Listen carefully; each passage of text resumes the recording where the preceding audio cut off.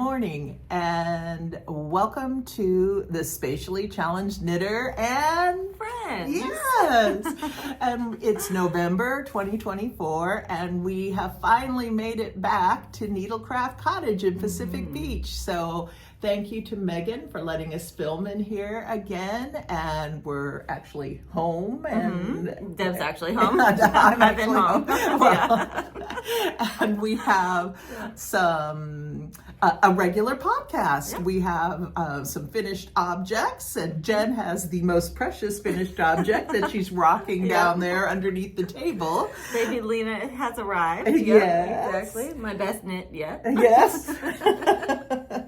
The most successful. Yes, exactly. Yeah. Yeah. And so anyway, we're coming to you on a kind of, I don't know, they said it might actually rain. It did last night at our house. Actually, well, this morning at maybe 5 a.m. It downpoured for a minute, maybe. It was great, and then just sprinkled. But it was so nice. We didn't get any, and normally we get usually, the coast gets it, and we didn't get squat. But it was so nice because for us San Diegans, that's big weather. That's very exciting. But it is only in the 60s, and so we are actually wearing knitwear. Wearing knitwear and not sweating, right? Yeah, very exciting. And it's been getting down into the high 40s at night. So yeah, it's been great. Yeah, it about froze to death when I took the kids to school. It was I like bet. 47 degrees. It's so nice too, because for us November can be 90 or this, so far we've been really lucky. It's great. Yeah. So this is kind of our winter where it gets up to maybe, well, by you inland, it's getting up still into the high 70s or and then sometimes Thanksgiving is like 100 degrees. It's the weirdest thing, but only for a few 70s. hours. But only for a few hours. And then it gets down into the 50s and 40s at night. And so you feel like, nice. You can turn on your fireplace. Yeah, you can these are the months that prove why people move here, yes. right? Because it's so nice. Yeah, because this is our winter, and this is like what we want for our Christmas weather, where it's like, okay, get cold at night so we can put on a coat and a sweater, and then be nice and warm in the afternoon so we can sit out on the deck in the sunshine. Exactly.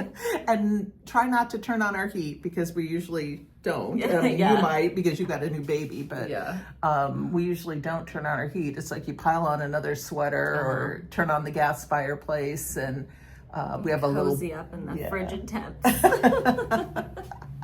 and pretend this is our Arctic, you know? Exactly. Although it feels like it to me now. I know, Well, your Iowa blood has thinned. It has thinned considerably. I know, I was talking to Pam last night on the phone about what am I going to bring next week, and I come back and I'm like, what's your temperature? She's like, well, it's getting up to the 50s during the day. Oh, wow. So I'm like, but getting what are up the, to? I'm like, but what are the nights? Exactly. She's like, 30s. I'm like, oh my God, it's winter coat weather. Freezing. You're like, oh, it's like flashbacks, scary trauma of childhood. Well, anyway, we should probably get into the knitting while Lena's happy and quiet. Happy, And so we want to start with finished objects. Do you have a finished? I don't have a finished object. Well, you have a Lena. Just for context, I didn't make this sweater. This Quince made this sweater, the brand. But no, I don't have a finished object besides the baby. Okay. So, Well, and I don't even remember. This was the first. I'll have to look it up. This was the first sweater that I ever made, and it's more like a vest than a sweater. I always wear it with a blouse underneath it. But soft. Yeah, so I'll look this one up. But my actual finished objects, I have 3. Okay, so we had to take a little pause here. We had a customer. Yeah, we had a customer. And so we didn't want to film them inadvertently. As we talk through. Yeah. So anyway, I am now wearing my first finished object, which is I still don't know how to say this, Kasiani? Kasiani. Yeah, I think so. My Kasiani cowl. And all of my finished objects are accessories, because I had been traveling, and so I was taking small projects with me. So it's actually a nice, really long cowl. I was practicing with it yesterday, like, oh, how would I wear this? And you can actually pin it up and it looks really nice. And then also you can double it around. It's so cute. I love and that. It's big enough that it's, you know, doesn't choke you. And I really like it. Really pretty. Yeah, you know, it's this mosaic knitting, and my brain likes mosaic knitting, and it really was a super fun knit, and I just got the same 3 colors that they had called for in the call for yarn, the Berocco Lucca. I love those colors. Yeah, I feel like it's going to go with a lot, and it's just a nice little bit of warmth at your neck. Like, I should have put this on yesterday when I was driving the kids around. Oh, yeah. You know, it's just that little bit, and it gets you nice and toasty. So anyway, that is finished object number 1. So pretty. I love it. Thank you. And then finished object number 2 is actually for Mike for Christmas. And instead of doing another Oslo hat, because I did like what 100 Oslo hats last year for Christmas, I decided I was going to try the Musselburgh, because the Musselburgh, I think you say it Musselburgh, but it's spelled Musselburgh, but it's the one by big debate online. Yes, it's the one by Ysolda Teague, and I have a picture of the pattern. I got a staple stuck in something here, but it's the Musselburgh hat by Ysolda Teague. And I got it in the Hawkeye Pride yarn at back in Valley Junction in West Des Moines, Iowa.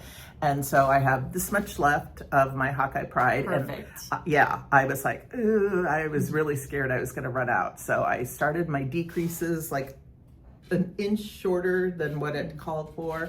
But the thing that was absolutely miraculous to me about this pattern, and I did not know this, was you take your yarn, you take your needle size. Oh, Lena, our second friend today. Yes. Over. Wake up, friend. Come talk to us. Lots of intermissions today. Oh, we'll wait for your mommy to pick you up, and then we'll talk. Yes. Come here, friend. You're like, I'm tired of my seat. I want out. Okay, back of her head. Here she is. Oh, there we go. We're not going to out you on TV. Yes, on YouTube. So, yes. She can hang with us. Yes. Oh, nice. So, anyway, I thought I would try this, and I didn't know anything about this except for everybody likes to make it. Are we gonna cry? You can do that, and I'll step out for a second. It's gonna be the chaos episode. We're back, and it's chaos. Yeah, exactly. I didn't know anything about this pattern. So what I didn't know was you start knitting with your yarn and the needles that you want to knit, and then they have a whole thing of charts in here, and you go by your gauge. So if you have you're doing a child or an adult small, and you have 9 stitches for your gauge per inch, you need 470 yards of yarn. And so it tells you the amount of yarn you need. Then it tells you, and it tells you in yards, it tells you in meters, and then it tells you how many stitches you need. So it'll tell you, okay, well, if this is your gauge, then this is how many stitches you want to cast on. So if you have 9 stitches and you're making your adult small, you want 15, and your gauge is 15 stitches an inch. And this is what you need to cast on for your size. And so it was great because not only are you, it lets you use any yarn you want that way, any size needles you have that way that you want to work with, and make it fit, hopefully, the person that you're making it fit.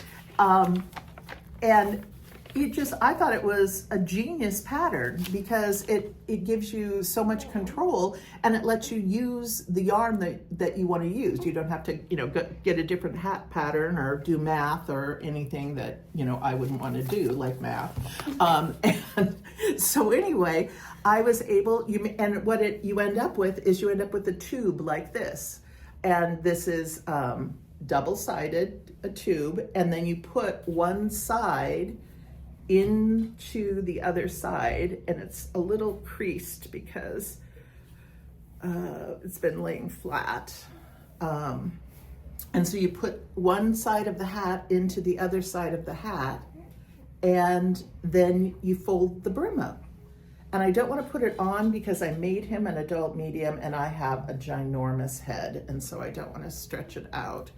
But look, you have a nice little brimmed hat, and you can do whichever side you want. So some people do like half of the hat in one color yarn and half of the hat in the other color yarn, so that they can, I've seen people do one side plain and one side ribbed. They do like a 2x2 ribbing or a 3x3 ribbing, and then you've got one part of the hat that's ribbed and one part of the hat that's plain. So you could just do anything you want to with this. But so anyway, he now has his Hawkeye hat, just in case they actually make it into a bowl game this year, which God only knows the way they're playing. And then he could, if it's a cold place, he's got his little Hawkeye hat that he can wear. Or he can wear it when we go back to Iowa, or anytime he goes out and it's cold at night, and he's got his Hawkeye Pride hat. So this is my second finished object, which was Ysolda Teague's Musselburgh. And I highly, highly recommend this pattern, especially if this is your first hat, because I did love the Oslo hat. I mean, I thought it was a pretty hat. I thought it was a very neat looking hat from PetitKnit, but it did require stitching. And that was a thing that we all had to learn, and there were a couple rip outs in our hats where we were stitching up the side, and this has none of it. All you have to do is do a decrease, an even decrease at the top, and it makes, depending on your yarn, like this, looking at this decrease and then looking at the other side on the decrease, even though it's the same yarn, it's like a different pattern. So it's cool. I like this pattern a lot. I would make it again, and very happy with it. And then my third finished object was a test knit, and I joined this group online, and it's run by Jessica A's, and she's also known as Double the Stitches. Here she is, picture of her. And she has a stitching group, and she gets people together. She does a lot of knit-alongs, and that's why I had joined it, was because it doesn't always work out for me to go to especially with the traveling that I've been doing, and just my schedule's been crazy. It doesn't always work out for me to go to an open knitting. So it's nice to have like a knitting group where you can meet online, except for they meet a lot of times at like where it's 9 o'clock in the morning, our time on the Pacific Coast. So I don't go very often. But anyway, I happened to go to a nighttime stitching group, and she was calling for testers for her cowl, and it's called the Hearthside Harmony Cowl, and it will be out on Ravelry, she said, either this weekend or by Tuesday or Wednesday of next week. So this is the 15th-ish, 16th-ish of November. So it'll be out probably by the 18th of November, I would think. So you can look for it on Ravelry, or you can also look for it at, she's on Ravelry, she's designers /Jessica A. Let me put it up here. Okay. And she has a lot of other ones. And anyway, so she said just use any yarn that you have. So I had Juniper Moon Farm, because she wanted an Aran weight yarn, I believe it. And I don't have a lot of that because, you know, we would die if we wore Aran weight sweaters most of the time. So I had 2 skeins of this, and it's called Saxony, Juniper Moon Farm Saxony. And it says it's a luxury blend of cashmere and extra fine merino wool. And I have absolutely no idea why I had it in this gray, but evidently I had planned to make something probably for Mike. And so I decided I would make him, we're going back to Iowa for Thanksgiving, and like, you know, we've already talked about we're going to freeze. And so I decided I would make him he could have the test knit and the cowl, and he could wear it back in Iowa when we go. So it's really squishy, super soft because of the yarn. I mean, it's like a great yarn to have for a cowl, not itchy at all. And I think he's gonna like it because you can really tuck it up tight in your coat if you want to, you know, and then zip your coat up, and it's gonna keep your neck warm. And you can, you know, bring it up if you want a little bit over your head and your ears, if he doesn't want to bring a hat or wear a hat, or you can just have it, you know, kind of flopping loose like this if you're have it with your coat. And it was a great knit. It was really fun. It was a super easy cable pattern. You just used a cable needle, and I think people who don't like to use cable needles would be able to do it without. I used a cable needle.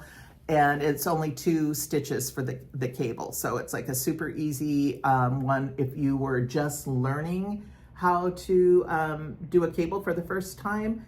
And it would be a great one to start with. And the directions are very clear.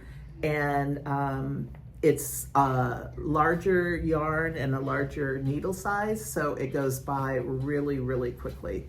So anyway, this is the Hearthside Harmony Cowl, and I just think it's you know, either gender neutral, and it would be really cute in a lot of yarns.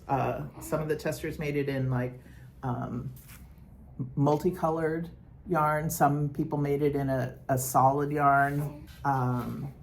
It's just super simple, super easy, and interesting, you know, like a interesting pattern. So that was my 3rd finished object. And that is all of my finished objects. Oh, except for, okay, last time I showed you I had finished Amy's Padre socks. And I was like, you know, they don't look, you know, really Padre-y. I don't know what I'm gonna do. And I had a lanyard, and I'm like, oh, I'll cut this lanyard apart and put it on. And well, that did not look good, and I couldn't make it look good. So I went online and found these really cool little SD patches, and they're sticky on the back. And I think I'm gonna fabric glue them. And then I've got some embroidery thread, and I'm gonna just whomp them in the corners here with the embroidery thread just to tack them down. And then once you put the sticky stuff on, and plus I add fabric glue, and then I put this on. You really know that these are City Connect socks, and they're San Diego socks, and they are, I think what I didn't like about the lanyard too was it was in the brown, the golden brown, and this is their City Connect colors, which is not the golden brown. So anyway, I got enough to put them on the outside of everyone's socks, and Mark, Mike, and Amy will all have the SDs on them. And the boys, these are, I think, gonna be too big for their socks, so we'll figure something out for them. Their socks are gonna be very stripy, and so I think we will figure that out. But I just wanted to let people know who looked at that lanyard last time and thought, no, that looks stupid. I did figure something else out, and I think this is gonna be a winner. So that one was that on the finished objects. And now we're on to whips. So we'll see. I can do a baby hold if you want to talk about your whip. Sounds good, yeah. We'll trade off. Trade off. Yeah. You want to come see me? Put it on the back of her head? Yeah. Okay. Yeah. Here, take that so you're not in the splash zone. I was not in the splash zone. I always forget about that. Yeah. I always forget about that. There she is. All right. Okay. So, whips. I have one, and it's kind of a flashback whip. So I was making the Mia sweater by Shiro Mokutari, which is really pretty. It's a raglan, but it's got with just knits and pearls, kind of stripes down the arms and the sides. However, I'll put a picture. It was too much for me to handle in my current life situation. Yeah. So I decided I just want to knit in a circle. So I ripped it out, frogged it, and changed to the Monday sweater by PetitKnit, which everybody probably knows, but it's a raglan, but it's very finished looking. Deb had recommended this. I had made the No Frill sweater by PetitKnit, which was great, and I love it. But it doesn't have a folded collar, and I really like a folded collar. I think it looks more finished. And then I also liked that the raglan is thicker rather than just the, one little split. The No Frill sweater, there's no like design element really. It just splits like a raglan does. So yeah, I'm excited about it. And this is intended for my sister. So maybe she'll get it like Christmas 2027. We'll see. Because this is what I've done in a month. So I've done, I think, nine rounds of the neckline. But once I get going, it does move. I just need to make time for it. So yeah, I'm hoping to start trying to knit for like 30 minutes a day. So we'll see once she's in bed and all that. Yeah. Well, it takes a while to get get on a schedule because you're only 2 months. She's only old? 2 months today. Yeah. So it takes a while to get on a schedule. Give yourself a grace period here. Yeah, and she's getting more able to just sit and play now, which is really nice. So I need to take those opportunities to knit rather than clean the house. So I just let the house be. The house will always be there. Exactly. Yeah, exactly. So yeah, that's my whip, and it has been fun. I'm excited for it. The only thing I wish I'd done is a twisted rib collar because I really like the look of that, but I just cast on the way that she recommended. So Would I'm excited. You take it out and do it again? This took a month. Definitely not.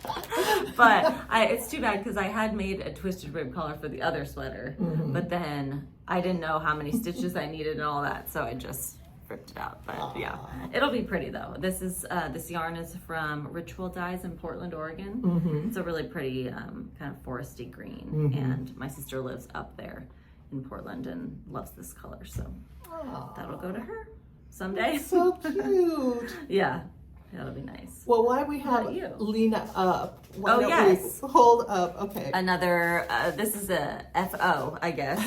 But we were laughing the other day because I was previously on the podcast and had joked that you guys were gonna all rage quit watching because I was the most boring repeat visitor as the friend because all I was making were baby sweaters. And so this was the second one. I made the red one for my niece Margot, this one for Lena, and then two more, a pink one and a white one.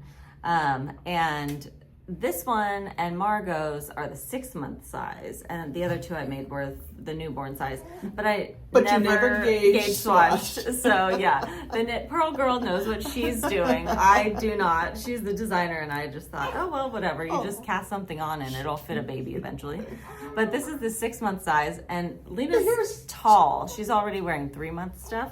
Let me just hold up the sweater to show you that she'll fit this when she's like 20. Yeah, exactly.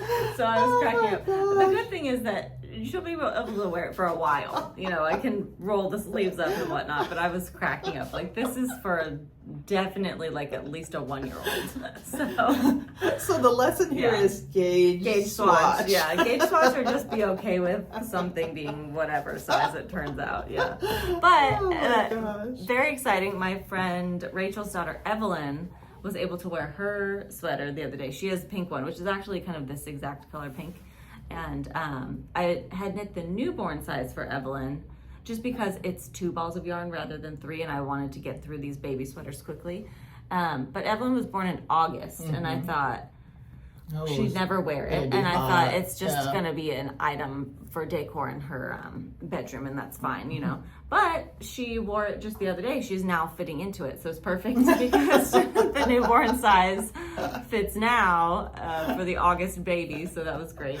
And then you'll get it in February when she grows out of it, when it's still cold. Yep, exactly. So that was great. So it's fun to see these babies. And little Claire, who I made the cream one for. I don't know actually if we put the cream one on the podcast. I don't I'll have to see if I have a picture of it, or I'll ask my friend for a picture of it, because I knit the white one, the cream one, without any of the pearls, and so it's just plain, and that's also because I was just trying to get through them faster, and it's also really cute. I did these same pearl buttons, I think. Anyway, it's really kind of timeless and classic. Would you like? Would you like switch? To collect this? Would you like to collect that for? No. No, she would not. She would not. She would not like to go like that. You go see Mama. Back. You're okay. You go see Mama. Okay. All right, I'm gonna head back out to the other side of the camera. But that's what I'm working on, and someday we'll feature Lena in her sweater when it fits. But that's not today. Okay. See you all next time. Oh, Lena. So for my whips, I have, I finished my first Hibernal sock. Yay! So it's all ready to block and all sewn up. And I am just about 2 rows away from the heel gusset at flap, heel flap and gusset. And so I am finishing my last, I think I have 2 rounds of the pattern left, and then I go into the heel flap. So I am getting close, and I should have these completed by the next time. And once again, this is Summer Lee's Hibernal socks, and they are very big and squishy, which is what how she designed them. And I honestly think if I make them again, I might make the smaller size my regular size, because they are a really nice squishy sock, and they're pretty and they're fun to knit. But I don't know if I can wear these with shoes, but they're going to be great for house socks on the wood floors in the winter. So that's whip number 1. And let's see. Oh, whip number 2, I can't show you because someone's sitting across the table from me. So that one we'll keep under wraps for a moment. So whip number 3, I really, really wanted this shawl. And I swore I was not going to buy any yarn at the yarn crawl. And of course, we went into Emmy's Yarn down in Chula Vista, and there were 2 of these shawls made up on the wall. And I had signed up for the Malabrigo shawl Cowl, the K-A-L knit along.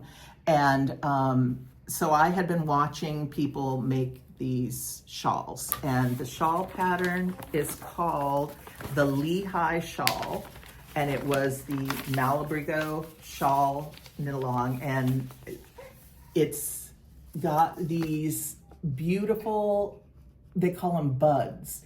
So it's a garter stitch shawl, and then it's got these buds that go across it. And we saw it made up in the shop in 2 different colors. And I had been watching people post and watching people talk about this pattern because I would get all the updates on the knit along as people did it. So I bit the bullet and did it and cast it on, even though I swore I was not going to cast it on, and immediately screwed it up. And so it's going to be, I have to frog the whole thing.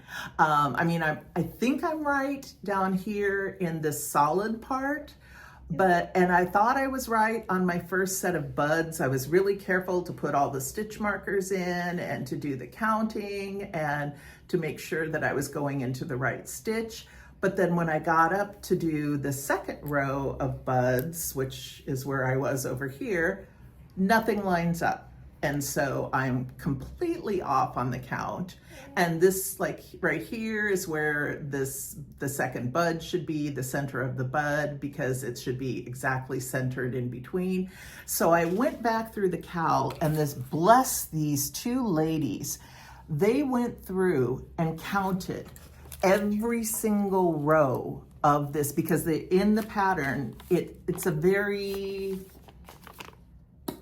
not beginner knitter friendly pattern necessarily. It's not that it's super hard, it's the bud count thing that's hard, because when you make these buds, you're going into a stitch that's 5 rows below, and you're making 6 loops, and then you're knitting 6 stitches in between each loop too to make these buds. And it's a crazy thing. And it's not a hard thing, you can do it, but it's a hard thing to get it perfectly centered and to get the rows perfectly centered. So these 2 ladies went, and one made a spreadsheet and one just did a row count. So it's like row 1, 3 stitches, row 2, 5 stitches, row 3, stitches. And so and then it's got the one lady that did the spreadsheet has got the stitch count exactly between each bud. So I printed that out last night, and I'm going to rip it out and start all over and go down the rows one at a time, counting every single one to make sure that I get this set up perfectly. And I think once I get the second set of buds set up perfectly so that they're centered, then I have the markers there for the rest of the rows, and I think it will work out. So anyway, this was the beginning of the Lehigh shawl, and it will be the beginning of a Lehigh shawl again, but it's gonna have to, unfortunately, get frogged and start over again. But I truly love my colors of Malabrigo. It's I think one is called Orchid and one is called, I think, Arco Iris. And so these are the 2 colors that I'm using for the shawl, and love them, love. So that is my whip number 3 active whip number 3 that I'm working on right now. And then whip number 4, I'm doing my own little knit along with Jenn's mom, Julie. And we decided we were going to make this. It's from Unique Crafts, and it's called the Maple Vest. And it's a longer vest, and it's open on the sides. And I'll put a link to Ravelry up so you can see. Beautiful burp there. I'll put a link up to Ravelry so that you can see a better picture of it, because this black and white picture is not doing it any justice. So anyway, Julie and I decided we would have our own little knit along. So we got together and we cast on the right number of stitches, and then we started knitting, and I have first you knit the back, which is this, and you knit, then you, once you knit the back, you join at the shoulders, pick up stitches at the shoulders here, and then go to the front, and then you knit down both sides and meet in the center of the front, and then this is supposed to be a V-neck, and it has ribbing on it, so I'm gonna have to go back afterward and pick up at the neck and do ribbing, so it'll be more of a V instead of this kind of rounded-y neck that it is now. But this one, I have a video, and I will put it in here, where I really went through my thinking and my measuring that I did and stuff, because I really wanted this to be, I'm really working on fit of my garments. I don't want everything that I own to not fit perfectly, or to not work for me if I'm going to put the time in and the money in. And so I found a book by a woman named Ann Budd, and she goes through fit of garments and how to make a really good garment that fits you perfectly. And I also, as I think I mentioned it from the Scandinavia trip, when I went to one of the knitter studios, she was saying, she asked me, I tried on one of her sweaters and it fit me, and I asked her what size it was, and she said it was like a 42 or 44. And I said, what? And how can this fit? And she's, well, they're a little teeny bit stretched out, but what size have you been making? And I'm like, well, I've been doing like a 50 or a 52, because you're supposed to have, 6 to 10 inches of positive ease, and you're supposed to measure the fullest part of your bust. And she said, well, no wonder nothing ever fits you properly, because your high bust and your low bust and your full bust are so different in proportion. You need to make the sweater that fits your high bust. And so with this vest, like I said, I'll insert the video where I kind of talk my way through it and what I'm doing. Julie and I are getting ready to meet this weekend to cast on for our maple vest. And just so that I could get the size right this time, I took 2 vests from my closet. I wear this one on the left, the Me Plus M vest. I wear it a lot, but what I don't like about it is the length is a little short for me, so I only wear it with a shirt hanging out of the bottom. But this is the one that has the turtleneck that you can attach to, so you can wear a t-shirt hanging out of the bottom or a button down. And I do wear it quite a bit. So I measured this one and took really detailed schematics of the vest. So you can see that, oops, that's the maple vest. No, this is the Me Plus M vest. So these are my notes underneath the maple vest. So this was how wide the ribbing is, how wide the neck opening is, how wide it is across the midpoint of the arms, how wide it is right underneath the arms, how wide it is at the bottom of the body, how long it is. So I've got very, very detailed measurements from the Me Plus M vest. And then my second vest that I'm using as a prototype is one that still has a tag on it. I've never worn it because I don't like the fit on this vest. And I don't know why I didn't send it back. I thought I would be able to make it work. And so far I haven't worn it, but it's more loose fitting, but it's definitely more, it comes in more at the top. So it's cut in more at the top. It's not as wide. And I do like a vest that goes out more to my shoulders, which is part of the reason. The V-neck is a very, very deep one. And you can see, if I put it down here, the armholes on the side are way longer than the ones on the Me Plus M. So it goes like halfway down my body where the armhole hits, which is way too low for me. And then this part of the body is a better length. You can see it's actually longer than the Me Plus M. But for the maple vest, I'm going to want a longer length than this. And the other thing that I've been really kind of studying is I bought this book based on a review by someone else that I follow on Instagram. And it's called The Knitter's Handy Book of Top-Down Sweaters.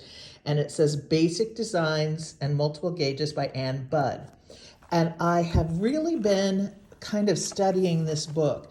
She goes through all the different types of top-down sweaters, and then she gives you specifics on fit and gauges and how to measure things and where to measure. And so I'm using this to help with the cardigan and the sweater. I had ripped back my fern sweater, my purple one, because I had messed up the pattern. And it is, I believe, a round yoke sweater. But this has like set-in sleeves. It has raglan sleeves. And it gives you specific information about sizes, and if you're this size and if you're this size, this is how many stitches you should have. So you can adjust the pattern more to fit you individually. And so someone suggested it for construction tips. And each sweater that she goes through, each style of sweater, she gives you the full range of sizes on this. And so you can take this kind of as a basic formula to help you. I might not necessarily love the pattern that's in here, but the measurements and the schematics are, like, I think, kind of invaluable to me as a learner on how to make a well-fitting sweater and to give me a better chance of liking what I'm making. So I did the same thing for the Everlane vest that I did for the other one. I did very detailed schematics. I took my notes. Armhole is too deep, body fit is perfect, length is too short. And so I then have my notes from my swatch. And I'm gonna pause just a minute and get my swatch and bring it over.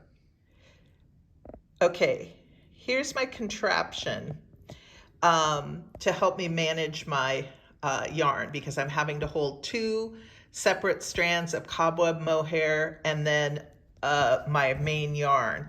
And here's my swatch. It truly is the biggest size swatch I've ever made. But I started out with one strand of yarn, one strand of mohair on a size 9 needle, which is one needle up from what the pattern recommends. And I do that because if I go up one needle size, I get gauge or close to gauge. Well, I was nowhere near close to gauge. So I went up a second needle size and went up to a size 10 needle. And I got closer to gauge. It still wasn't perfect, but I didn't like the fabric. It's too thin and too open. Where you can see down here, it's a much, well, I don't know if you can see, but it's a much denser fabric. It's got a better feel. And this just feels flimsy to me. And I need this vest to have some body on its own to be able to stand up. And you'll see it, I'll show you the pattern in a minute. So I went and tried 2 strands of mohair and 1 strand of yarn on the size 10. And I got stitch gauge and row gauge, which has never ever happened in my life. And the fabric is closer to this first one, but it's even a little bit thicker because I wasn't quite at gauge, or I wasn't at gauge on my first one. And I really really like the feel of the fabric. I like the way it's a little bit denser, it feels warmer, and it's exactly what I want from this vest. So I know what I'm going to do for my needle size. I know what I'm going to do for my yarn. So I've got my 2 strands of mohair and my main yarn that I knit together. And it's still attached, and the reason being is I think I'm gonna need every bit of the yarn. I'm gonna have to go buy more mohair, because now I only have half of what I need because I am doubling it. And I think I'm going to need every bit of the yarn that I have, because I need to add some extra length to the vest still. I like my this particular vest, I want it longer. So let me show you the pattern, and I will put a better picture up because this pattern is in black and white, but it is called the Maple Vest by Unique Crafts. And you can see it's a long vest. It comes clear over to your shoulder, which is what the Me+M sweater does. So I know that the measurements from that will work. In fact, it goes a little bit further than that, so I'm going to have to measure when I get to the ribbing. But then it completely splits open high up and goes down the front and splits open and goes down the back. And you can see there's a pattern. Let me let it focus there. There's a pattern in the bottom of the vest and down the side panel, and then this is just stockinette. So it's a completely split open vest. So the fit down here is not as important as the fit up through the top. So I went through, and to get ready, the pattern only comes, the schematic for the pattern only came in centimeters. So I went through and changed all the centimeters to inches using my trusty little handy dandy measuring tape yesterday. I probably should have just used my phone and converted, but I didn't. And so now I was able to see, okay, according to the Everlane vest and the Me+M vest, how many do I want to cast on for the top edge? How many do I want to cast on to have the arms where I think they should be? How many do I want it? How long do I want the armhole to be? And how long do I want the body of the vest to be? So based on if I would have just gone by my full bust measurements, I would have made the largest size, which is an extra large, in this particular pattern. Based on the way the sweaters that I wear fit me, and based on the measurements that I took on my body, I'm going to cast on the size 2, because the size 2 at the top is the measurements of the Me+M vest. And that's with no stretching and growing. That's just, it's with the actual vest. And then it'll stretch and grow a little bit, which will give me that little extra, I think, length in the sleeve area, the top of the cap of the sleeve, because it doesn't have sleeves, and then anything that I might need across the bust. And then I'm going to, when I get to, I need to lengthen the armhole. The Me+M vest has a longer armhole, and I do like that. So I'll try it on when I get to where it says the armhole should be, but I probably will lengthen the armhole.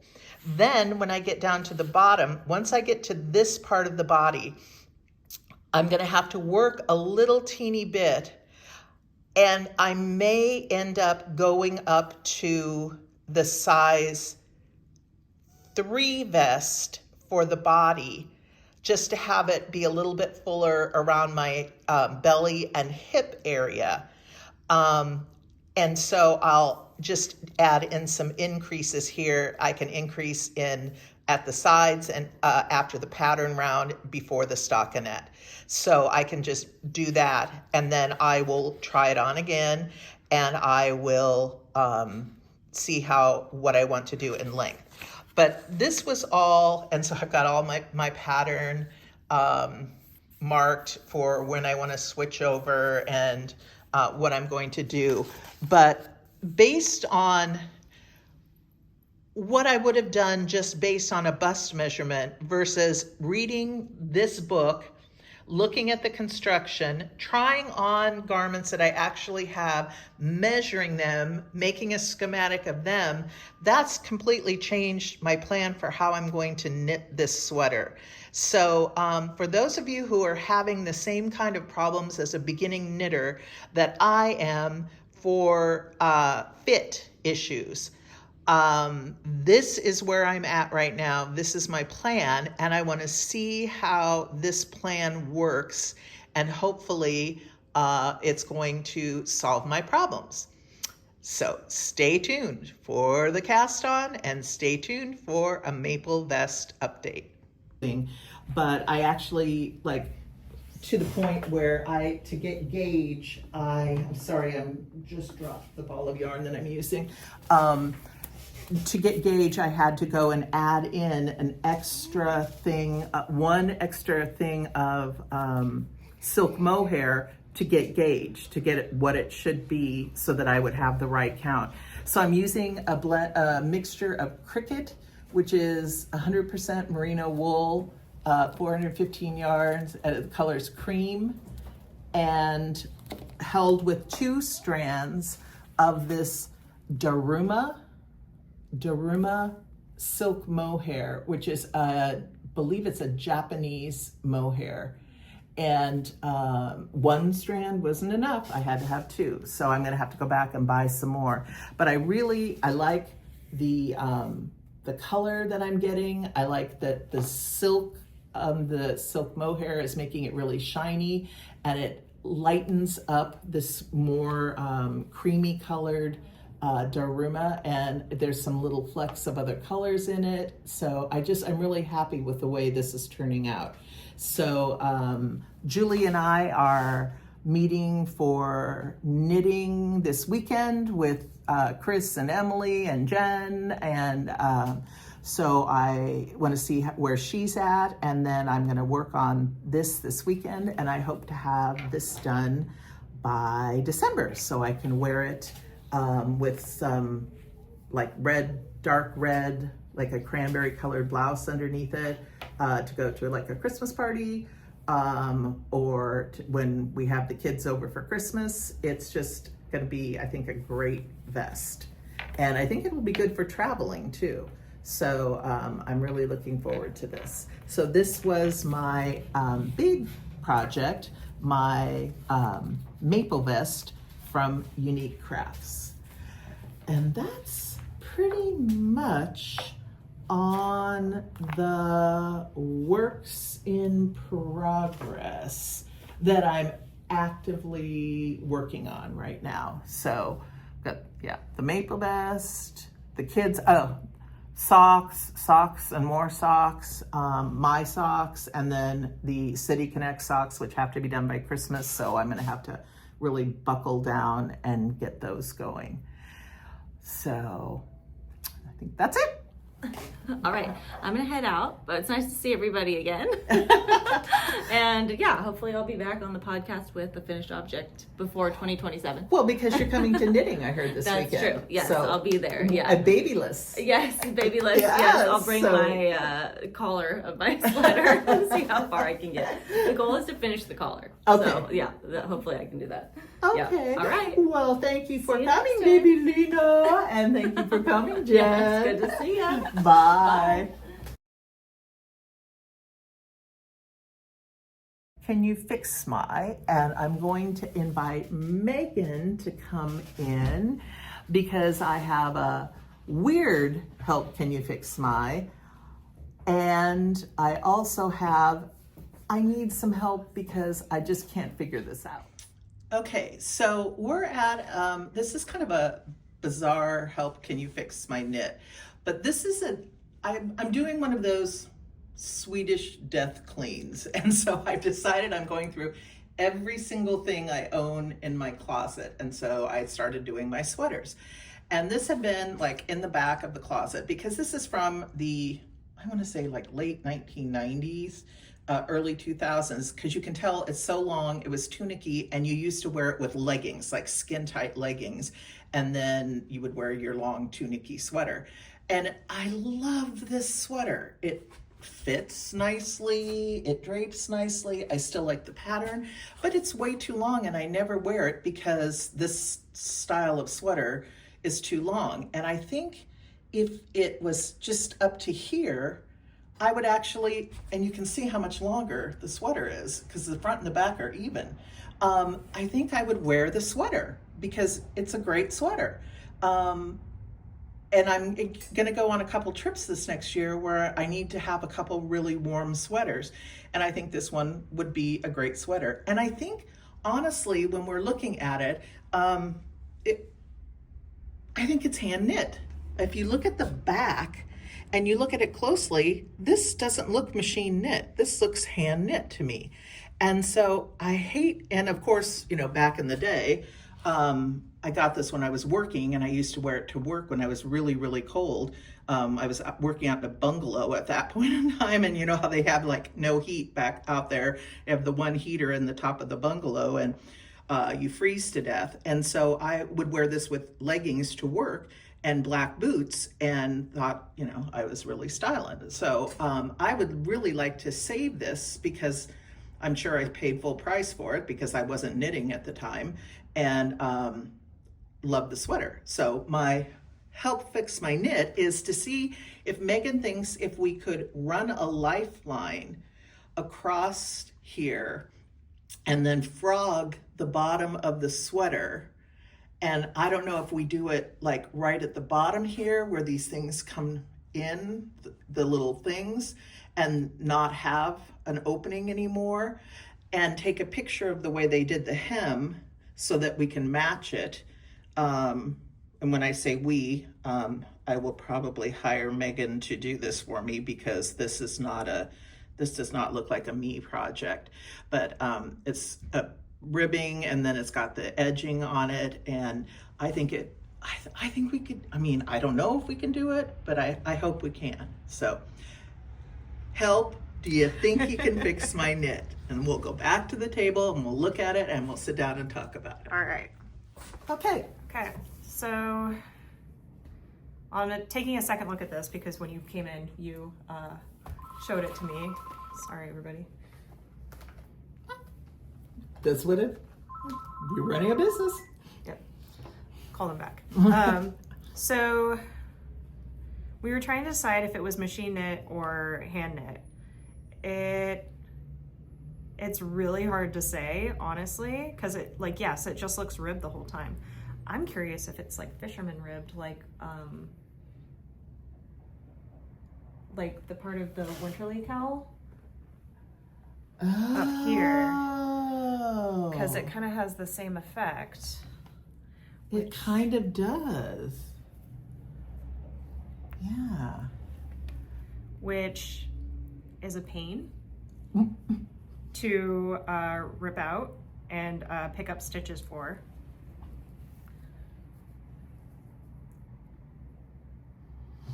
If we didn't keep the side thingy bobby, the opening at all, and we did it right to the top row here of this side thing, and that was the bottom of the sweater, and then we didn't add anything to the sweater except for the edging at the bottom, The bind off, yeah. the bind off.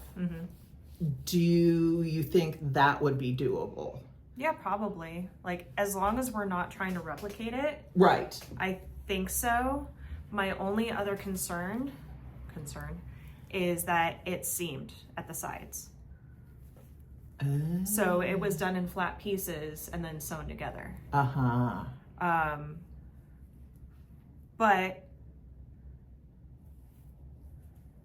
if we went right to the top of the seam. Right there. I think so. Okay. Think it'd be worth a go, because I mean, I honestly feel like it was like $200 or $300 sweater when I bought it, because I think it's got cashmere in it. Yeah. And and you are going to hire me to do this because this is a tubular Oh bind off. God, yes. Because this is a tubular bind off. Oh yes, I would definitely hire you. Yeah. Because I've never done a tubular bind off, and to have it be on something that I hadn't knit, and we're already trying to, Right. this is way beyond my skill level, Right. and I'm well aware of that. Yeah, because you can kind of see down here, that looks like I'll show it. This looks, and it's upside down. This looks like a regular rib here versus this stuff up here. Mm-hmm. It just looks more like a fisherman's rib, Mm-hmm. is what I'm thinking. Mm-hmm. Okay. Yeah, that would be my opinion. Okay. Well, we're gonna give this a try, and hopefully we will see it back maybe in December for the December podcast, or in January for It'll the probably be January considering the commissions I have and the Okay. holidays. So January for a trip to New York in January, there you which I would like to take a nice warm sweater. That would be great. perfect. Start over. Okay, so now it's time for the Needlecraft Shop Cottage update. Hi everybody. So I wanted to showcase the PetitKnit Co. doodle decks that we got in this month. We have the basic doodle card deck, the autumn doodle deck at the moment in stock. I did have the winter one, but it sold out super fast. But then we also have a lot of the fall and winter expansion packs. I do plan on continuing to stock these. I will be getting the spring ones in probably January-ish. And I just thought they were really fun. I did also order the demo deck, so I hope to be making a cowl with the demo pieces so I can show everybody exactly what they look like. But I think they're really fun to mix and match. She just came out with a book that I plan on stocking. She just came out with a sweater pattern that I need to research more, and hopefully we can do something with that. But I think that would be really fun. Another update I can show you, we had our traveling yarn bowl salesman, Dean Hood, come in and bring us a ton of new beautiful wooden bowls. He sources these from thrift stores, garage sales, things like that, and then refinishes them and cuts the scroll on the side. And you might have seen a few in the store before, like the bread box ones. There's a little writing desk. He found a shoe shine box, so we have that one. It's really cute, so great for like if you need a yarn bowl with a lid, so your critters or your kids don't get into your yarn. But yeah, that's my two exciting new things in the store at the moment.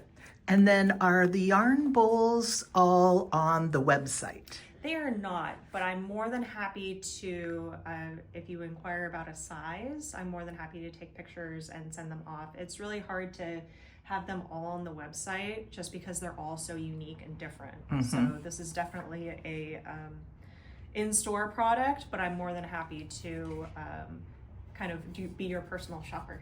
Oh, so if you're looking for a gift and you knew that a yarn bowl was on your radar for someone, that special knitter in your life for holidays, then they could call you. You could take them on a tour around the shop of what's in here. Absolutely. And you could ship it. Yep.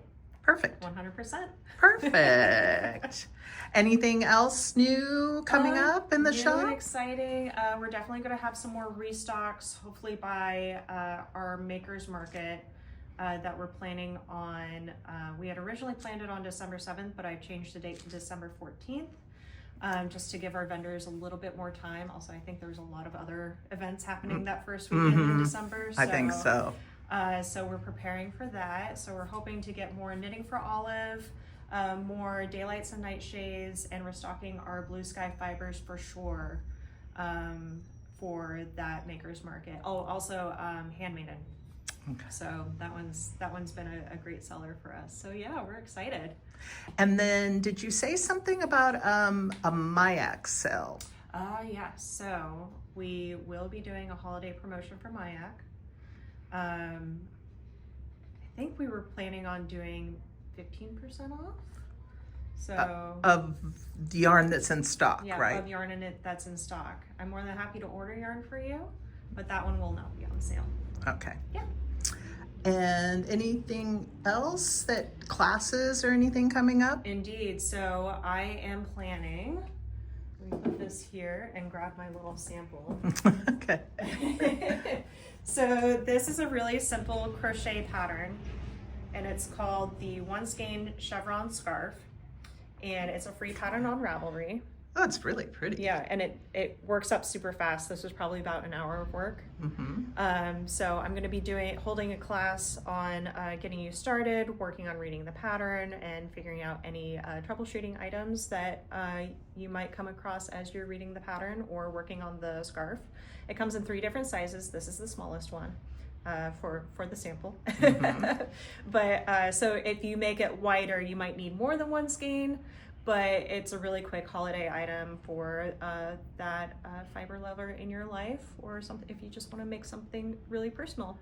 The other classes I have coming up, I'm going to be doing a folded fabric ornament, and I'm going to have Deb put a picture here of what it looks like. But essentially what you do is you take strips of fabric and you iron them into smaller strips so that no raw edges are showing, and then you fold it into kind of a star shape, or weave it kind of into a star shape. So that would be another little great holiday gift. And then we have another movie night coming up on December 4th. We're going to be watching The Holiday out in the classroom. Aww. And that starts at 5:15 on that Wednesday evening. Arrive at 5. Movie starts at 5:15, and yeah, we'll have another fun movie night. And I heard your last movie night was a big success. It was. So we had a lot of fun, just being able to kind of sit together and work on our projects and watch Little Women. So, nice. It was great. Nice. So, yeah. Okay, and let's see, is there anything else holiday-ish that you need to talk about? I want to just go over to, because I'm looking at these sock yarns that, oh my gosh, these fall colors of sock yarns are really pretty. But anything else holiday-ish that you can think of? Not off the top of my head at the moment, but keep checking the website. Everything will be listed there with dates, times, etc. And you can sign up for any of the classes on our website or give us a call for more information. Great. And if someone wanted to gift yarn to someone, because I know some people don't have local yarn shops, and so they are not able to walk in and touch yarn. But like if you know you're restocking Blue Sky, and you know you're restocking Handmaiden, and you know you're restocking Knitting for Olive, and they want to gift it to someone, do you do gift cards? Do you ship? Yep, we anything you purchase online that needs to be shipped, we will ship. And we do have e-gift cards on the website. There's a little button that says gift cards, and you can do that all there. Oh, and perfect. if you need a physical one, give me a call. Okay. Yeah. Thanks, Megan. You're welcome. Thank you. Bye. Bye. I apologize for the very belated footage and pictures from the San Diego Yarn Crawl at the very end of September. I just couldn't fit it in the October edition, and I wanted to show you what a great time we had. Happy Thanksgiving, everybody. Bye. Okay, we're on our first stop, or we're going to our first stop of Yarn Crawl. We're putting in the alpaca farm. Alpaca and Friends. And Alpaca and Friends. And we have left my car outside of Apricot Yarns. We've stocked up on our baked goods, as I just told you, and we're ready to go. And we have coffee. And we have coffee, thank coffee. God. Yep. Okay, bye. Okay, we are at stop 1 on our yarn crawl. Well, stop 1 for me. We're at Alpaca and Friends in Descanso, which is one of our favorite stops because we like to feed the alpacas. And we are walking through the gardens. We're getting ready to go down to the store and look at all of the stuff that they have. Yay! Yay!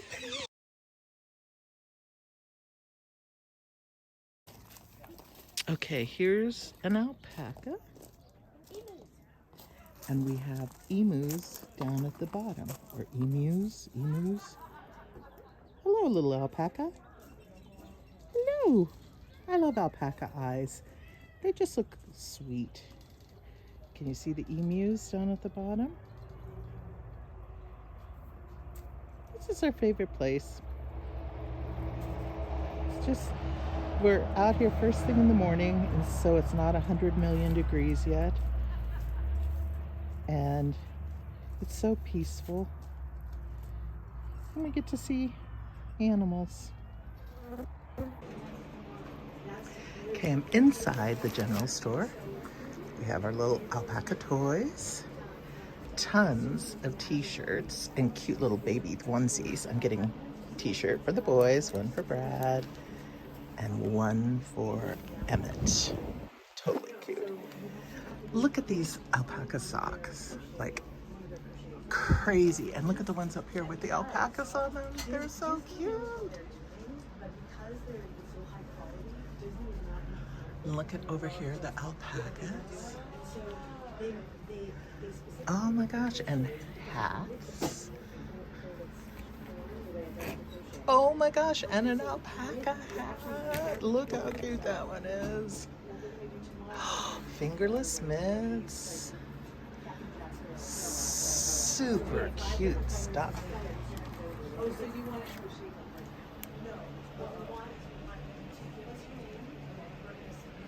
Oh, they have chicken socks too. Those are like super cute. And llama. Or, yeah, that's a llama.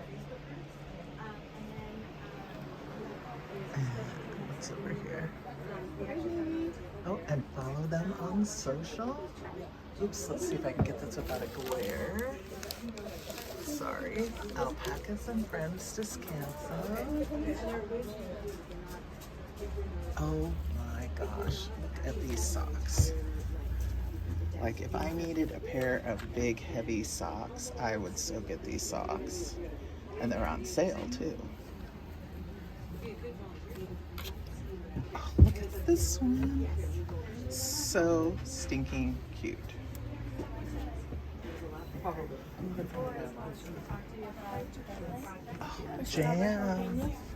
Ooh, strawberry jalapeno. Yummo. Okay, so And honey. Hi. Oh, and here's all the yarn. you decide. You pick two. Oh, Dad, the bag is better this year. Oh, it is. That is super cute. And it's big. It's bigger than the one last year. Might need that after all. Okay, you get one. I will get one. Oh my gosh. Okay, and look at all the yarn. I put all my pins on and stuff. Yeah, that's good. You do that. This is so great. Oh, look at these little cute markers. See this is the type of stuff here. I know. No, it's not my farm. It is it is Rick and Jay's farm. They're the ones that do it. Everybody comes. I think you need one of those, Chris. Oh yeah, where's the yarn part? Okay, we are at Yarn and thread. Yarn and Thread in La Mesa.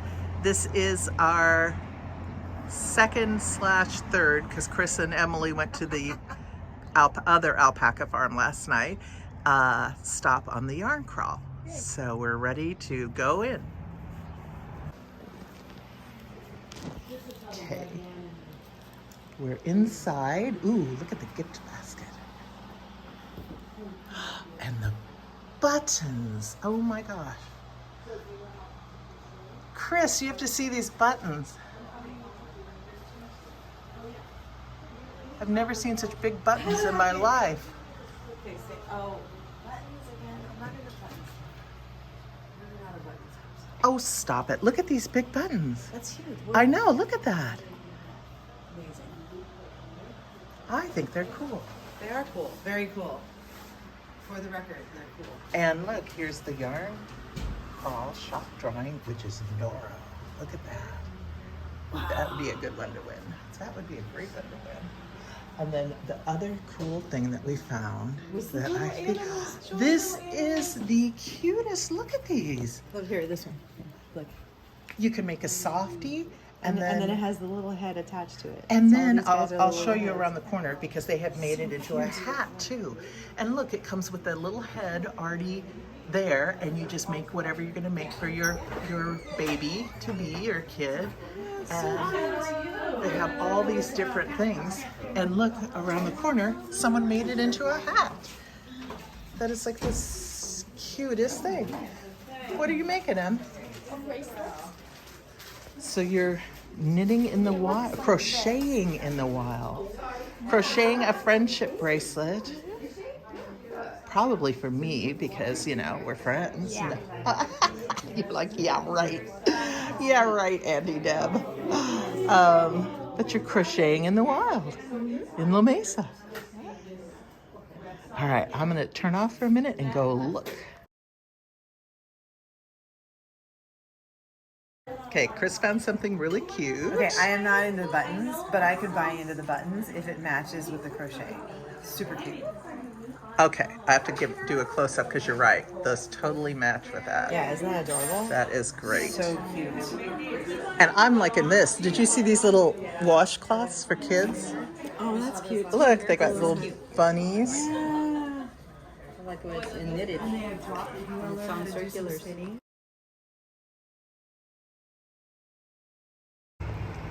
Okay, instead of knitting in the wild this week, we have crocheting in the wild. Emily's been working on her hat the whole time we've been driving down to Chula Vista to go to Emmy's Yarn Shop in Chula Vista, which is one of the biggest shops I have ever been in my life. So, good luck. Is that a pumpkin hat? It'll be a pumpkin hat. It'll have a nice little stem on it soon. Okay, bye, Emily.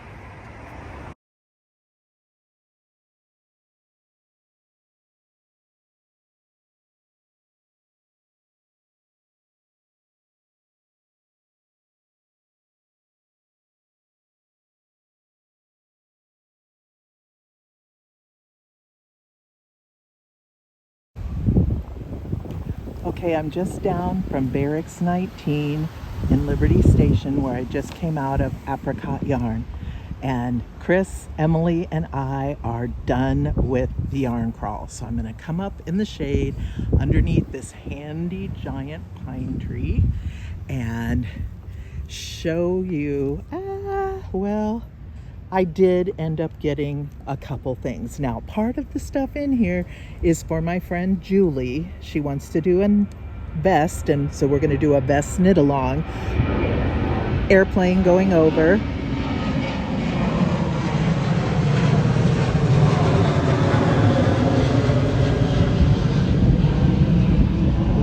Liberty Station is right under the flight path for San Diego Airport, so we have to deal with airplanes. But I also got some vest stuff to make a vest with me, and we're going to do a vest together knit along, my friend Julie and I. Okay, just wanted to say goodbye. It was a successful yarn crawl. I did end up buying a couple things, even though I swore I was not going to, and we had a great time. Okay, bye-bye.